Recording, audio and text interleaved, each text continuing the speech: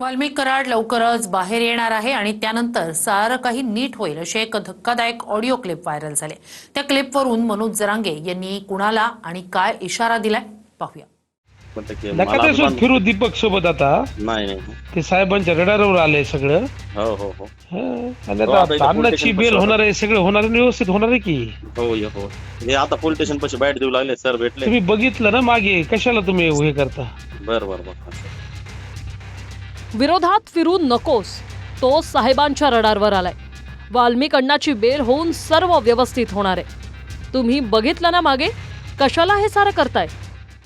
हे शब्द आहेत परळीतले धनंजय मुंडेंचे कार्यकर्ते आणि नगराध्यक्ष उमेदवाराचे पती बाजीराव धर्माधिकारींचे। क्रूर हत्येचा मुख्य आरोपी वाल्मिक कराड तुरुंगात आहे। प्रकरण न्यायप्रविष्ट आहे। एकही दोषी सुटणार नसल्याचा दावा सरकार आणि सरकारी वकीलही करतायत।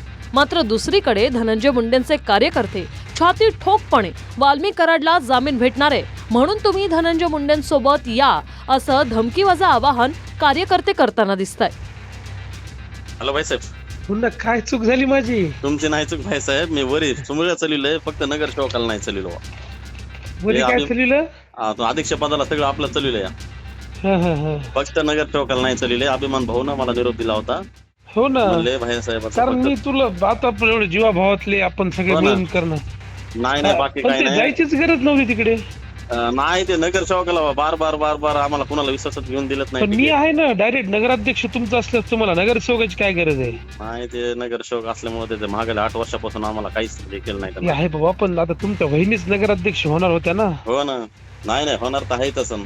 नका ते सोड फिरू दीपक सोबत आता नाही ते साहेबांच्या रडारवर आले सगळं। हो हो हो आणि आता अन्नाची बेल होणार आहे, सगळं होणार आहे, व्यवस्थित होणार आहे की? हो हो हे आता पोलीस स्टेशन पाशी बाईट देऊ लागले सर भेटले। तुम्ही बघितलं ना मागे, कशाला तुम्ही हे करता?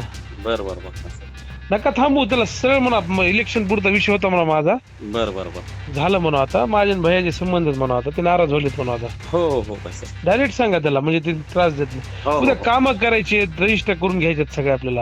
भाईसाहेब ते नगर सेवकाचा आपलं लय मी आहे ना डायरेक्ट, तुम्हाला माझी टीम म्हणून काम करा ना तुम्ही।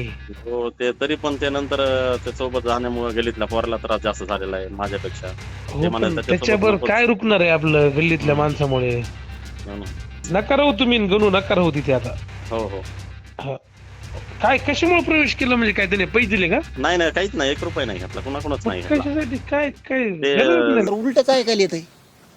कुठं सरकार पक्षात अजितदादाकडे असणारा तो परळीवाला, त्यांनी काही लोकांना असं पेरून ठेवलंय, नाही म्हणायचं सांगितलंय की तुम्ही म्हणा आपला माणूस सुटणार आहे। जोपर्यंत त्यांना फाशी होत नाही ना, तोपर्यंत आम्ही कोणीही हटणार नाही। राज्यातला सगळा मराठा ज्या दिवशी या मस्साजोग गावातून देशमुख कुटुंबाकडून हाक येईल, त्या दिवशी तुम्हाला राज्यात चाक सुद्धा फिरलेला दिसणार नाही। याआधी खुद्द धनंजय मुंडेंनीच प्रचारात आपल्याला वाल्मिक कराडची आठवण येत असल्याचं विधान केलं होतं। मंत्रिपदावर राहिलेले आणि आमदार असलेल्या मुंडेंनी एका क्रूर हत्येतल्या मुख्य आरोपीची जाहीर सभेत आठवण काढल्यानं वादही झाला होता। आज 9-10 महिने झाले कार्यालय चालू आहे, काम चालू आहे। हे सगळं बोलत असताना आपल्यासोबत आपला एक व्यक्ती नाही याची जाणीव पण होते। माझ्यासारख्या एक कार्यकर्ता म्हणून, सहकार्याला सहकार्य समजतो म्हणून मला सुद्धा याची कुठेतरी आजच्या कार्यक्रमात जाणीव करून द्यावी लागते। काय चुकलं काय नाही ते बघेल न्यायालय, ती जाणीव नक्कीच। धक्कादायक म्हणजे जर कराडला कोर्टानं दोषी ठरवलं तर कराडचं अख्खं कुटुंब धनंजय मुंडेंच्या विरोधात जाऊन मुंडेंचेच अनेक कारनामे कराड बाहेर काढू शकतो, अशी शक्यता जरांगेंनी वर्तवली। त्यामुळेच वाल्मिक कराड बाहेर येणार असल्याच्या चर्चा मुद्दामून पेरल्या जात असल्याची चर्चा आता परळीत रंगू लागली।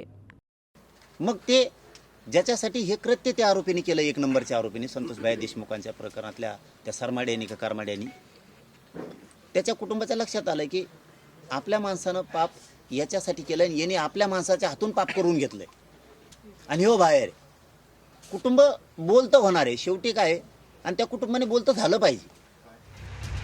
अशोक काळकुटे, TV9 मराठी, परळी, बीड।